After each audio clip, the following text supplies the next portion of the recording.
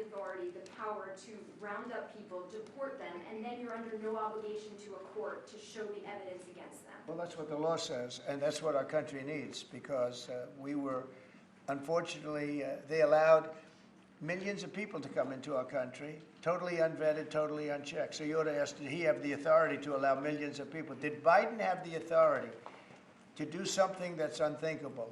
Have open borders where millions of people poured into our country, totally unvetted and totally unchecked, just as you would say. And many of those people were criminals. Many of them were from jails and prisons and mental institutions and gang members and drug dealers and very dangerous people. Many were murderers. We have 11,088 that we know of murderers they murdered. Of that number, at least half killed more than one person. They're in our country. They're in a location near you. Biden allowed that to happen to our country. And his people that really ran the country.